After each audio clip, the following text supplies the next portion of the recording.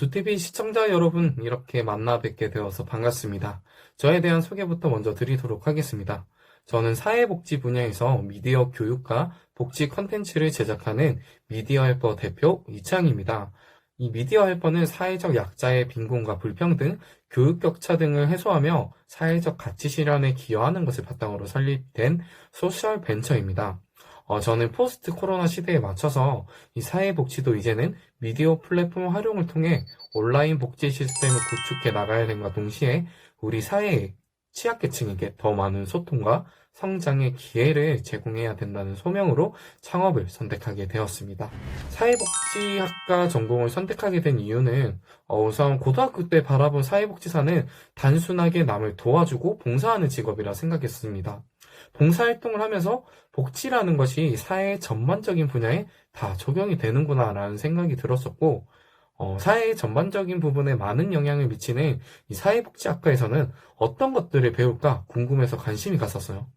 그렇게 관심이 가서 진학을 하게 되었는데, 사회복지사는 단순히 남을 위해서 봉사만 하는 직업은 아니었습니다. 사회복지 전문 지식들을 바탕으로 다양한 분야, 노인, 장애인, 아동 등 다양한 분야에서 사회적 그리고 개인적 욕구를 가진 사람들의 문제를 조금 사정하고 그것을 평가를 통해서 문제 해결을 돕고 지원하는 그런 전문가를 양성하는 곳이었습니다. 그리고 인간 존중과 사회 정의에 대한 진정성을 요구하는 직업이기도 했고요. 인간 행동과 사회 환경에 대한 이해를 바탕으로 사례 관리, 지역 자원의 활용 등 여러 이론적인 것들을 많이 배우다 보니까 좀 본인과 맞지 않다고 생각해서 다른 진로를 선택하는 그런 친구들도 많이 봤었습니다. 그렇지만 저는 이러한 전문 지식들을 바탕으로 예술과 융합해서 새로운 가치를 만들어내는 일을 하고 있다고 생각해요. 여러분들도 전공을 선택할 때 거기서 배우는 것만 익히는 것이 아니라 다른 문화, 예술, 도시재생 등 다양한 분야와 접목한다면 새로운 가치를 만들어낼 수 있고 더 나아가 포스트 코로나 시대에 맞는 창직도 가능하지 않을까 싶습니다. 저는 사회복지학과를 전공하면서 빈곤으로 꿈을 포기하는 아이들, 세상의 편견 속에 숨어 지내는 장애인, 혼자 외롭게 세상을 떠나는 홀로 어르신 등 여러 취약계층을 만나게 되었습니다. 우리 사회에 너무나도 어려운 사람들이 많다는 것을 간접적으로 느낄 수 있었던 시간이었고요. 저는 이러한 현실에 굉장히 가슴이 아팠습니다. 그때부터 내가 어려운 사람들을 도울 방법은 없을까라는 고민에 빠졌고요. 그 고민 끝에 저의 특기를 살려서 저의 특기는 영상 제작과 사진 촬영을 하는 것이었는데 저의 특기를 살려서 사회복지 컨텐츠를 제작을 해서 사회적 약자에 대한 대중들의 인식을 변화시키면 좋지 않을까라는 생각을 했고요.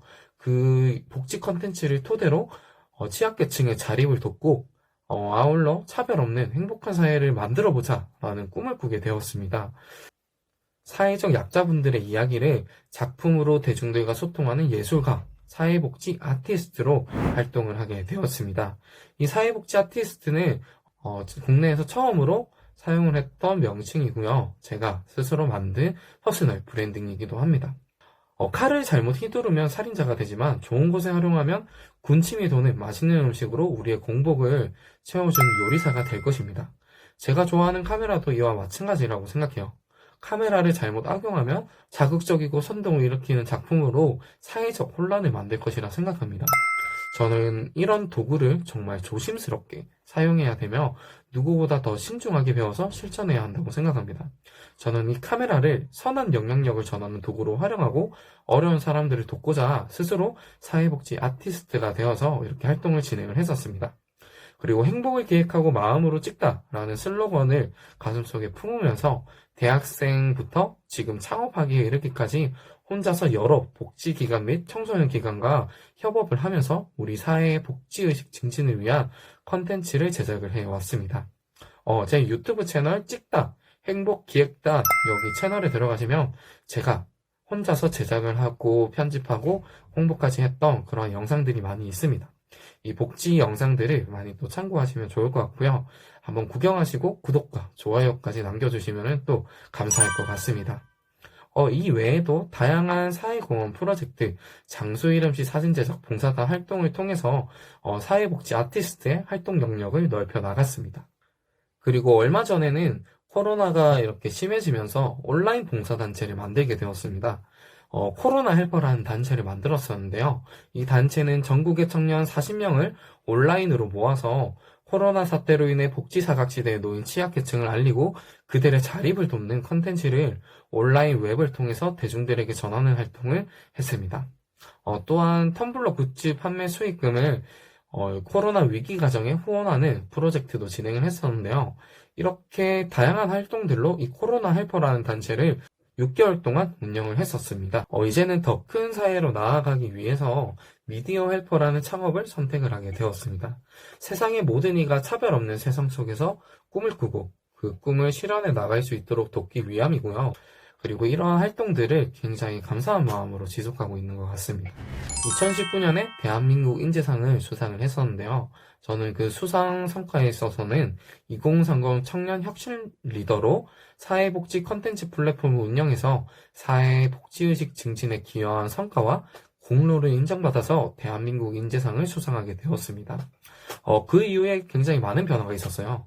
우선 제가 좋아하던 그 부분에 있어서 남들에게 공식적으로 인정을 받았다는 점이 굉장히 좋았고요. 또 남들이 시키지 않은 일들을 스스로 찾아서 하다 보니까 내가 틀린 건가라고 생각이 들 때가 많았습니다. 그렇지만 대한민국 인재상 수상을 통해서 내가 걸어가는 길이 틀리지 않았다라는 것을 확인받을 수 있었고요. 더욱 그리고 자신감을 가지고 제가 정한 목표들을 꾸준히 실천해 나갈 수 있었다고 생각합니다. 그리고 스스로 나를 인정해주면서 자존감을 키울 수 있었고, 더 나아가 대한민국 인재라는 책임감을 가지고 우리 지역사회를 위해서 더 많은 활동들을 시작하게 되었습니다. 수상 이후에도 부족한 점이 많다고 느꼈기에 그런 부분들을 채우기 위해서 더 열심히 살아야겠다라는 다짐도 하였고, 이 수상을 통해서 조금 나를 돌아보고 점검하는 시간이 아니었나 라는 생각이 듭니다. 2025년에는 초고령화 사회로 노인 인구가 1000만 명이 넘어가고 국민 5명 중 1명은 노인이 될 것이라는 통계 자료가 나오고 있습니다. 저는 이 기사를 보면서 고독사도 늘어나고 있다는 기사를 보았는데요. 고독사 문제에 대한 해결 방안의 요구는 증가하고 있지만 관련 정책은 턱없이 많이 부족한 상황입니다.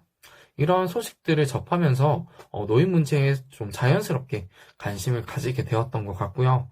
어린 시절에 이제 할머니와 같이 지냈던 그러한 경험이 저에게는 조금 소중하게 남아있는데, 그러한 경험도 이 노인 문제에 조금 관심을 가지는데 큰 영향을 미쳤다라는 생각이 들어요. 그때부터 저는 대학생 때 홀로 어르신 방문, 이제 말벗 봉사활동을 한 적이 있었는데, 그 활동을 통해서 열악한 환경에서 외롭게 삶을 버티고 계시는 어르신들을 많이 만날 수 있었습니다.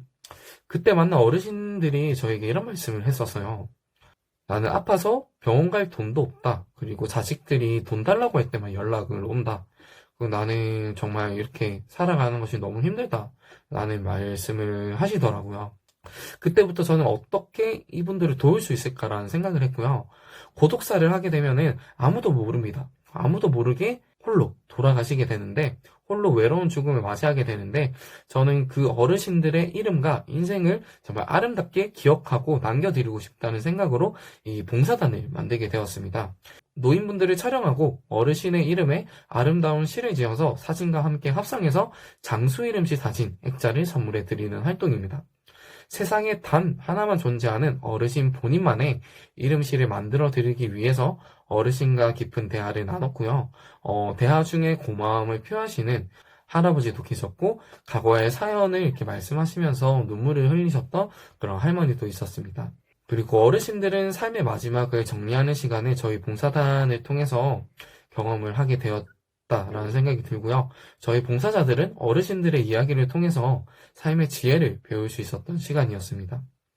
이렇게 활동을 하게 된 이유와 스토리들이 더 많은 사람들에게 닿을수록 노인분들에 관한 관심이 증가할 것이다 라고 생각을 했고요.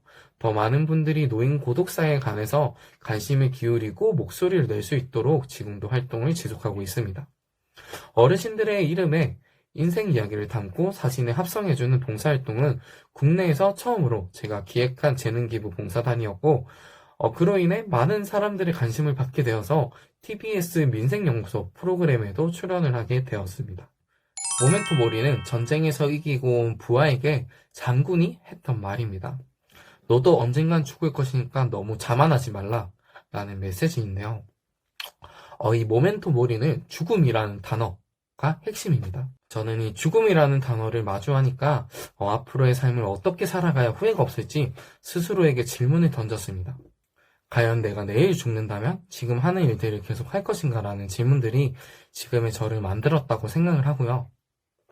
여러 도전을 시도할 때마다 용기를 가져오게 해주었다고 생각을 합니다.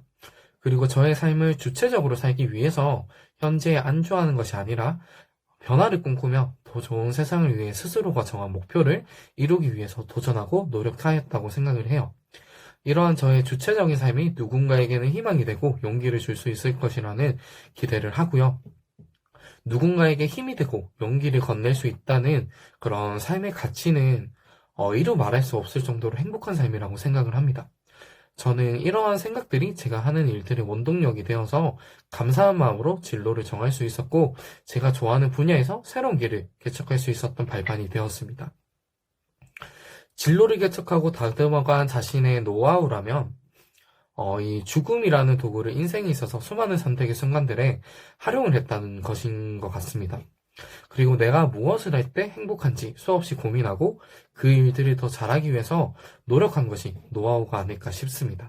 저의 앞으로의 목표는 더 많은 노력들로 인해서 대한민국에서 가장 영향력 있는 사회복지 미디어 교육 플랫폼을 만드는 것이고요. 그리고 힘든 이에게 든든한 친구처럼 옆에서 따뜻한 말 한마디를 건네줄 수 있는 그런 미디어 플랫폼을 만들고 싶습니다. 저의 삶이 사회 변화를 꿈꾸면서 모두가 함께하는 세상을 위해 늘 함께 살아온 그러한 사람으로 기억되고 싶습니다. 저는 이러한 것이 저희 앞으로의 포부이자 계획이고요. 여러분들도 자신이 좋아하는 것 그리고 자신이 꿈꾸는 것을 정말 포기하지 않고 열심히 여러분 인생의 주인공이 되어서 주체적인 삶을 살아가기를 응원합니다. 이렇게 두TV에 출연을 하게 돼서 굉장히 영광이고 이렇게 두TV에 출연을 이렇게 요청해준 장도원 선생님에게 감사 인사를 전합니다. 그리고 저에 대해서 더 자세하게 알고 싶으면은 여기 네이버 프로필에 검색을 하시면은 제 SNS들도 연동이 되어 있습니다. 이 SNS에 팔로우를 하셔서 저의 소식들을 또 받아보고 소통하면 더 좋은 시간이 되지 않을까라는 생각이 듭니다. 네, 두TV에 이렇게 출연하게 되어서 굉장히 영광이었고요. 다음에 더 좋은 기회로 만나 뵙기를 희망합니다. 감사합니다.